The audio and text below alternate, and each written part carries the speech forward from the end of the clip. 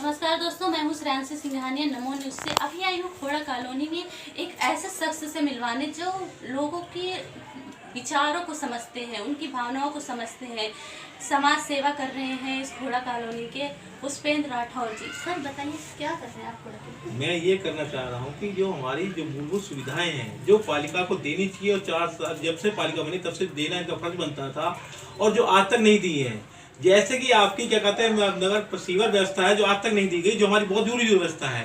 और जैसे कि क्या कहते हैं पाइप जल लाइन गंगा जल, जिसकी मैंने आवाज तक उठाई है और प्रशासन शासन और पालिका खुद सूचित मतलब लिखित द्वारा दिया कि आप इसको हमें दीजिए, और आज तक 4 साल के बाद क्या कहते कोई व्यवस्था हमारे को नहीं गई। आपकी नियमित कॉलोनी व्यवस्था की हमें आवाज उठाई है जिसको नहीं दिया गया। हमारे यहाँ सीवर व्यवस्था बिल्कुल नहीं है। हमारे यहाँ हाउस पाइपलाइन जब हमें बोरिंग करना पड़ता है जो कि हमें 50-60-1 लाख रुपए तक का खर्च करना पड़ता है, जो हमारा व्यवस्था हम बिना मतलब के खर्च कर रहे हैं। ये तो हमारी प्रशासनिक दायित्व बनता था पालिका का, जो आज तक नहीं दिया। खोड़ा में हॉस्पिटल नहीं है सरकारी, लोग जाते हैं दिल्ली में, आप क्या कहेंगे? लोग भटकते रहते हैं, उनके पैसे खर्च होते हैं, कितने लोग मजबूर हो जाते हैं प्राइवेट में जाने के लिए, फिर इलाज भी नहीं होता ढंग से। ये हमारी उत्तर प्रदेश सरकार की जिम्मेवारी बनती थी हमारे को इलाज देने की, जो जबरदस्ती उन्होंने दिल्ली सरकार पर डाल रखा है। जबकि हमारे खोड़ा के बगल में वाहनेश्वर के बगल में चिन्हित जमीन कर रखी थी काफी सालों से। हमारे सांसद साहब ने बोला था इसका हम हॉस्पिटल बना के देंगे, जो आज तक नहीं बनाया गया। पहले बार सांसद जब बने तब भी उन्होंने आवाज बोला था कि बनाएंगे, नहीं बनाया गया, उन्होंने चुनाव जीत के चले गए। अब की फिर यही हाल हो रहा है। जबकि एक बात आई, अब मैं इस बात पे ये बात उठाना चाहता हूँ, क्लास मनोसरोवर को बनाने की वजह अगर हॉस्पिटल बन जाता तो क्या लोगों का फायदा होता। लेकिन उन्होंने क्लास मनोसरोवर जितना खर्च किया उतना अगर वहां पर हॉस्पिटल बन जाता तो शायद मैं कहता हूँ इंदापुरम गाजियाबाद हमारी खोड़ा की जनता को रोजगार भी मिलता और इलाज भी मिलता, और हमारा जो बोझ है हमारे क्या कहते हैं दिल्ली में नहीं जाता। आज हम क्या करते हैं, हर समय भागते हैं दिल्ली में, क्या कहते हैं गुरु तेग बहादुर भागते हैं, कभी लोकनायक अस्पताल भागते हैं, कभी कहीं भागते हैं। क्या उनकी जिम्मेवारी हमारी है? हमारे प्रदेश की जिम्मेवारी है। हमारे सीएम साहब क्या इस बात पे क्यों नहीं, पालिका इस बात क्यों नहीं उठाती है कि हमारे हॉस्पिटल खोड़ा के लिए हॉस्पिटल 30 लाख की आबादी हमारी खोड़ा में, और आज तक पालिका ने कोई भी जगह चिन्हित नहीं की कि इस जगह हमारा हॉस्पिटल बनेगा जिससे खोड़ा के वासी हमारा दिल्ली पे निर्भर नहीं रहेंगे, गुरु तेग बहादुर अस्पताल बनेंगे, और हमारे यहाँ खुद हॉस्पिटल का हमारी व्यवस्था करते हैं और हम लोग खुद यहीं पे व्यवस्था करेंगे। 10 लाख के बाद बहुत छोटी आबादी नहीं होती है, और ये सड़क की आबादी में हॉस्पिटल तक नहीं है। और एक बात आई है कि पालिका प्रशासन और शासन हॉस्पिटल प्राइवेट तो बन रहे हैं, और लेकिन क्या कहते हैं सरकारी अस्पताल के लिए कौन जगह दे सकता?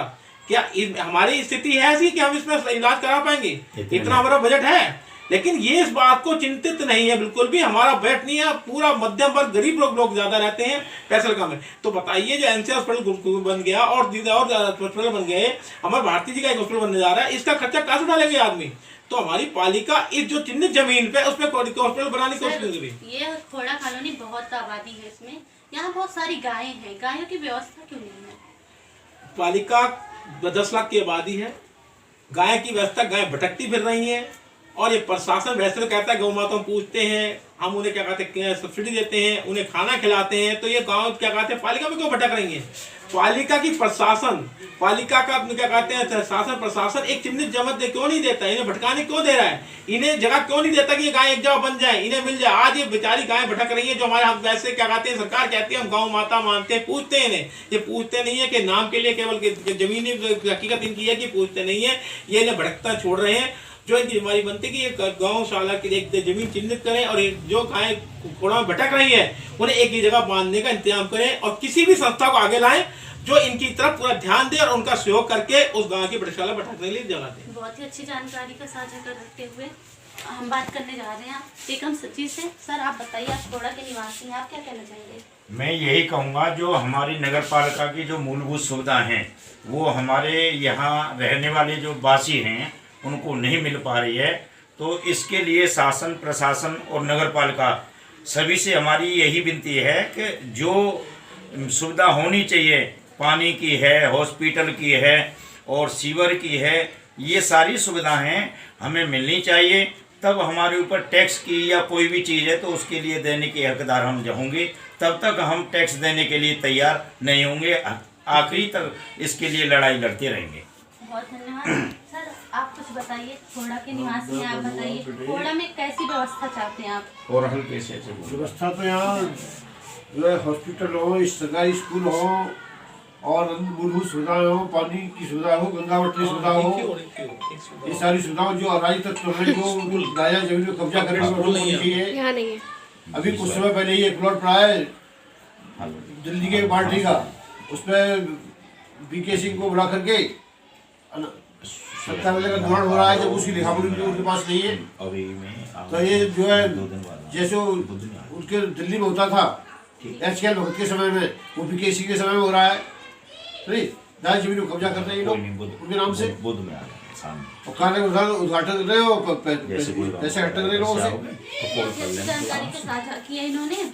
एक बार फिर से बात करने जा रहे हैं पुष्पेंद्र राठौर जी से, वो अपनी मन की बात कहना चाहते हैं। सर क्या मैं ये कहना चाहता हूँ, सबसे पहले मैं आपसे लोगों से मैं एक कहना चाहता हूँ कि आज तक जब तक हमसे लेनेदार पालिका प्रशासन शासन नहीं है, जब तक हम मूल सुविधाएं नहीं देता है, क्योंकि जब मूल सुविधा लेगा तभी उसके बाद हम टैक्स देंगे। हम ये हमारा सब विरोध है कि हम जब तक टैक्स देंगे।